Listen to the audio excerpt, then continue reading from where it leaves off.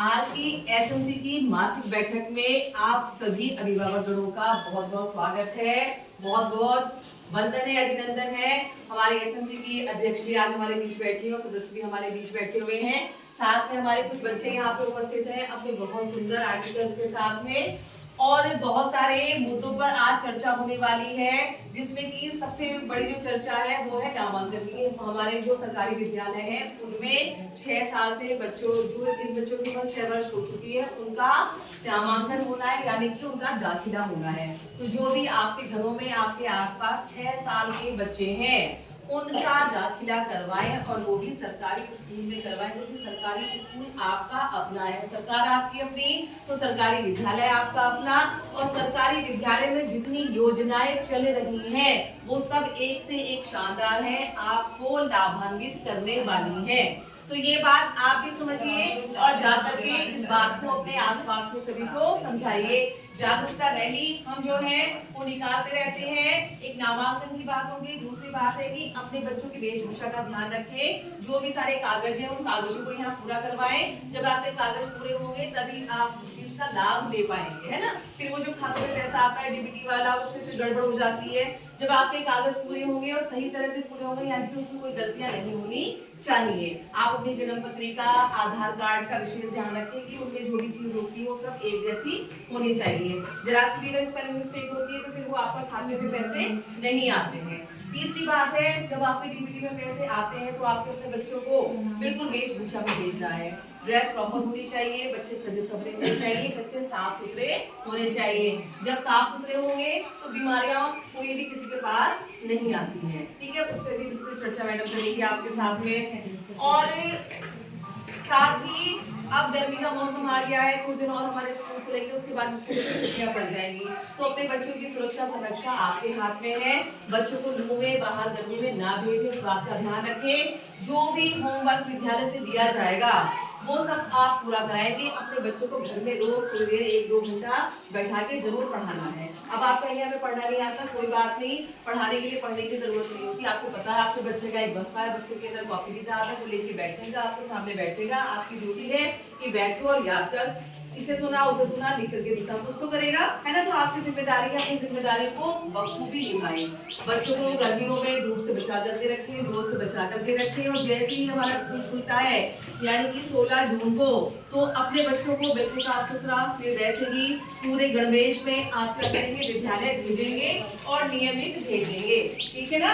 ये मत सोचना अभी तो जुलाई में भेजेंगे और फिर उसके बाद भेजेंगे, ऐसा नहीं। जिस दिन स्कूल खुल गया है उस दिन भेजो, क्योंकि जिस दिन स्कूल खुलेगा हम उसी दिन से पढ़ाई स्टार्ट करवा देंगे। हम नहीं सोचेंगे कि वो आएगा तब करेंगे। जिस दिन स्कूल खुल गया उसके उसी दिन से हम पढ़ाई शुरू करवाएंगे। इतना सब कुछ सरकार दे रही है। डिजिटल बोर्ड आपकी क्लास में आ चुके हैं ना। इनसे पढ़ाई हो रही है, तो इन सब सुविधाओं का लाभ ले। लाभ वही नहीं होता कि सरकार ने हमें गेहूं दे दिया या चावल दे दिया।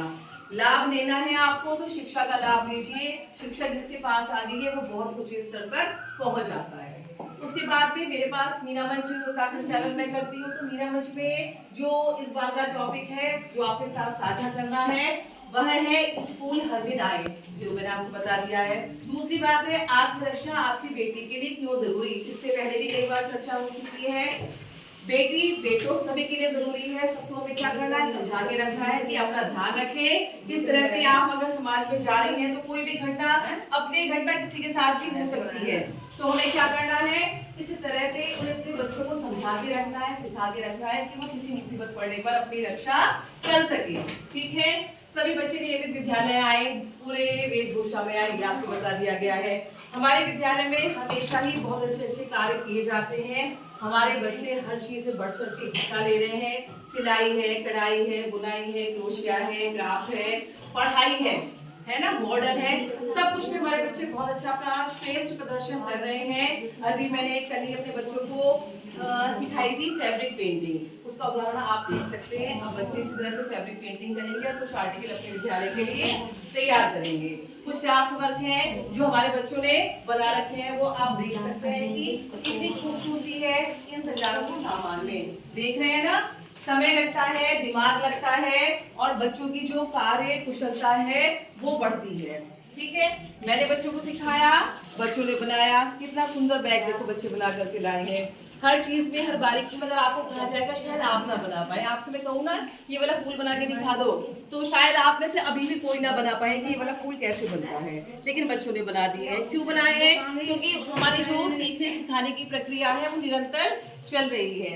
अभी पिछले हफ्ते हम एक काम कर रहे थे प्रोजेक्ट पे, बच्चों को मैंने क्रोशिया चलाना सिखाया। उस क्रोशिया से हमने बहुत ही सुंदर एक हैंडबैग तैयार किया है। कितना सुंदर एक पार्टी वेयर पर्स हमने तैयार किया है। और मेहनत तो लगती है लेकिन बच्चों को आ गया, बच्चों को सीखा है बच्चों ने, देखो कितना सुंदर है। और क्रोशिया से बनाया है, बहुत सुंदर फिनिशिंग देखो कि हाथ से बनाया हुआ पूरा का पूरा। जो सारी सिलाई है ना इसमें वो हाथ से की गई है। कितना स्पेस है, कितना खूबसूरत है नहीं है ना? देखो आप देख सकते हैं किस तरह से इसमें लाइनिंग लगाई गई है ना? तो जब आप ऐसे ऐसे काम बच्चे सीखेंगे तो पढ़ाई है, पढ़ाई का ज्ञान बच्चों के पास में आ रहा है, बच्चों के पास हुनर भी आ रहा है। सिलाई कढ़ाई बुनाई ये ऐसी चीज है जो दुनिया से कभी नहीं जा सकती, चाहे आप कितने भी मॉडर्न हो जाए, है ना? वो क्या है? ये एक हमारा कौशल है, ये गृह कौशल है जो हमारे घर को, हमारी जिंदगी को व्यवस्थित करने के लिए, संभालने के लिए आता है। जो रिबन है, जो स्टोन है, उन सबको संजो करके हमने इसमें खूबसूरत एक लुक दिया है ना?